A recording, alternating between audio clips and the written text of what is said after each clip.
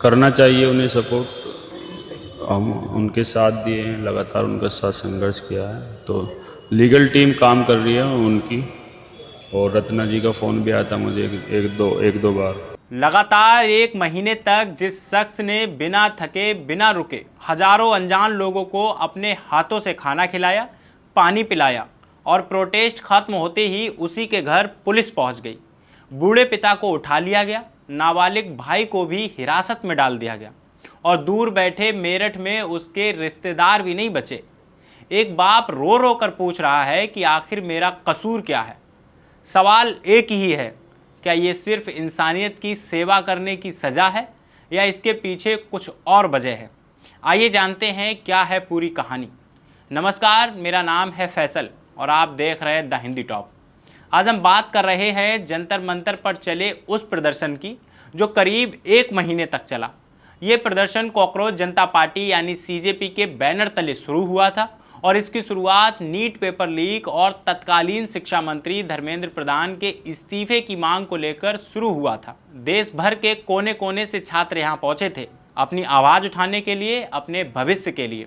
लेकिन इस पूरे प्रदर्शन की एक और कहानी है, और एक ऐसी कहानी जो सुर्खियों में उतनी नहीं आई जितनी आनी चाहिए थी। ये कहानी है मोहम्मद जुनैद की। जुनैद कोई नेता नहीं थे, कोई बड़ा चेहरा नहीं थे, कैमरे के सामने आना उनकी फितरत में ही नहीं था। वो तो बस एक वॉलंटियर थे, एक ऐसा शख्स जिसने बिना किसी शोर शराबे के अपने कंधों पर एक ऐसी जिम्मेदारी उठा ली थी। प्रदर्शन के पहले दिन यानी 20 जून से ही उन्होंने तय कर लिया था कि जंतर मंतर पर आया कोई भी छात्र भूखा या प्यासा नहीं रहेगा। रोज़ सुबह लंगर लगता, रोज़ जुनैद वहाँ मौजूद रहते, थाली दर थाली परोसते जाते, बोतल दर बोतल पानी बांटते जाते। ना कोई शिकायत, ना कोई थकान और ना ही कोई सुर्खियों में आने की चाहत। बस इरादा था तो जंतर मंतर पर मौजूद छात्रों की सेवा करने का। और यह सिलसिला चला पूरे महीने बिना कोई नागा किए। सोचिए जरा, क्या आप एक महीने तक हर दिन बिना किसी फायदे की उम्मीद के अनजान लोगों की सेवा कर सकते हैं? लेकिन जुनैद ने सेवा की है। और जब यह प्रदर्शन खत्म हुआ तो सवाल यही था कि जुनैद को इसका क्या सिला मिला। तालियां मिली, शुक्रिया मिला या कुछ और? तो जो जवाब सामने आया वो दिल दहला देने वाला है। दावा किया जा रहा है कि प्रदर्शन खत्म होते ही यूपी पुलिस मोहम्मद जुनैद के घर पहुंच गई, छापा मारा और उनके बूढ़े पिता को उठा लिया गया और उसके साथ ही उनके नाबालिग भाई को भी हिरासत में डाल दिया गया। एक ऐसा बच्चा जिसका इस पूरे प्रदर्शन से कोई सीधा वास्ता नहीं था। और इतना ही नहीं, कई किलोमीटर दूर मेरठ में रहने वाली जुनैद की बहन का भी घर इससे नहीं बचा। वहां भी पुलिस पहुंची और उनके ससुर और देवर को भी हिरासत में ले लिया गया। सोचिए जरा, एक शख्स जिसने महीने भर लोगों को खाना खिलाया, उसके परिवार के 3-4 घरों पर एक साथ पुलिस की कार्रवाई की गई। ये इत्तेफाक है या किसी सोची समझी रणनीति का हिस्सा? खुद मोहम्मद जुनैद ने इस पर अपनी बात रखी और उनकी आवाज़ में थकान और टूटन थी। उन्होंने बताया कि शाम के वक्त पुलिस उनके घर आई और उनके पिता को उठाकर ले गई। साथ ही ये भी दावा किया कि परिवार के सभी सदस्यों के पासबुक और आधार कार्ड जब्त कर लिए गए। और सबसे तकलीफ दे बात कि जुनैद का कहना है कि पुलिस की तरफ से यह तक कहा गया कि अगर उन्हें यानी जुनैद को लाकर दिया जाए तो उनके परिवार को छोड़ दिया जाएगा। यानी एक बेटे को अपनी पिता की रिहाई के बदले खुद को सौंपने का दबाव। जुनैद का दर्द उनकी इस लाइन में साफ झलकता है।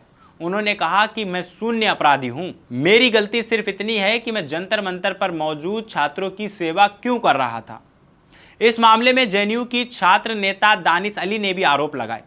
उन्होंने कहा कि जो शख्स प्रदर्शन के पहले दिन से भोजन और पानी की व्यवस्था कर रहा था, उसी के परिवार को निशाना बनाया जा रहा है। उन्होंने इसे बीजेपी सरकार और योगी आदित्यनाथ की कथित कार्रवाई बताते हुए इसकी कड़ी निंदा की है। और यहीं से एक और बड़ा सवाल उठता है जो सोशल मीडिया पर भी लगातार पूछा जा रहा है। क्या जुनैद और उनके परिवार को इसलिए निशाना बनाया जा रहा है क्योंकि वो एक मुस्लिम परिवार से हैं?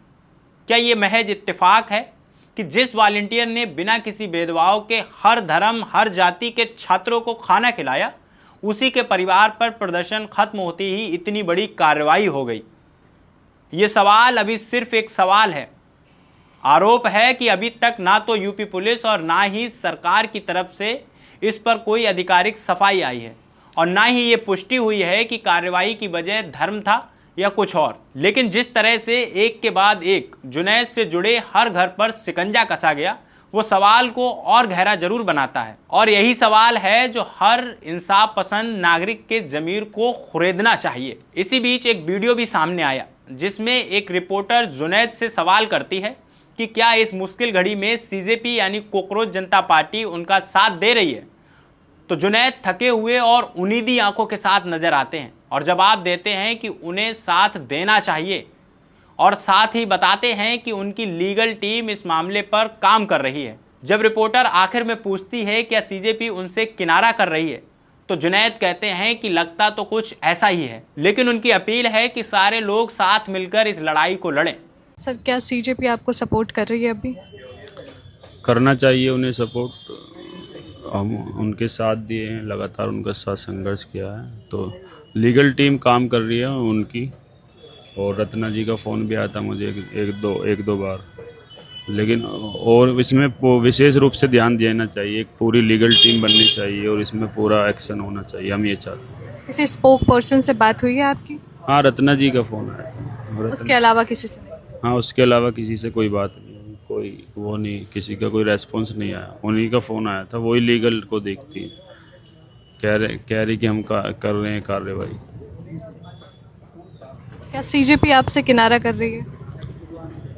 शायद ऐसा लगता है मुझे, लेकिन हम ये चाहते हैं कि हम सब मिलजुल कर लड़ाई लड़ें, तो मिलजुल कर ही लड़ाई लड़ते रहेंगे आगे भी। और हम स्टूडेंट्स के साथ हैं, विद्यार्थियों के साथ हैं, और उनको जो न्याय मिला है उसके साथ। इसके अलावा एक और वीडियो सामने आया जो देखकर दिल पसीज जाता है। इसमें जुनैद के बूढ़े पिता की आंखों में आंसू हैं और रोते हुए वे पूछते हैं कि इसमें मेरा क्या कसूर है जो मुझे परेशान किया जा रहा है। वो खुद को एक साधारण किसान बताते हैं और कहते हैं कि हम तो किसान आदमी हैं, क्या करें बताओ। और फिर उनकी आवाज़ टूट जाती है। बच्चों की सेवा करने का ये सिला मिल रहा है कि पुलिस हमारे ही घर आकर तोड़फोड़ करे।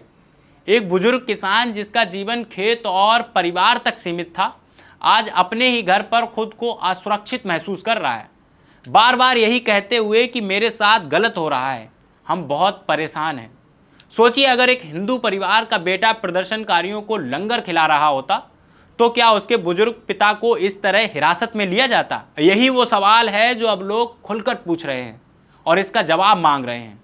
और जब तक प्रशासन इस पर साफ साफ जवाब नहीं देता, ये शक बना रहेगा और ये सवाल उठता रहेगा।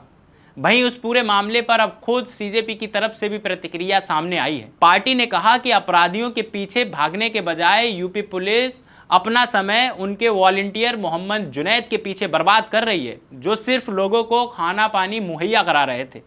पार्टी ने यह भी कहा कि उनकी टीम जुनैद के संपर्क में है और उन्हें और उनके पूरे परिवार को कभी पीड़ित नहीं होने देंगे। पार्टी की तरफ से यह भी कहा गया कि सरकार का असहमति के प्रति यह रवैया अब चौंकाने वाला नहीं रहा, लेकिन वो डरने वाले नहीं हैं और पुलिस की हर गैर कानूनी कार्रवाई को अदालत में चुनौती दी जाएगी। लेकिन साथ ही जुनैद के अपने बयान में एक दर्द भी झलकता है जब वो कहते हैं कि सीजेपी उनसे किनारा कर रही है। ऐसा लगता है यानी जिस पार्टी के लिए उन्होंने महीने भर लोगों की सेवा की, मुश्किल की इस घड़ी में शायद वो पार्टी अब उनके साथ पूरी तरह खड़ी नजर नहीं आ रही है।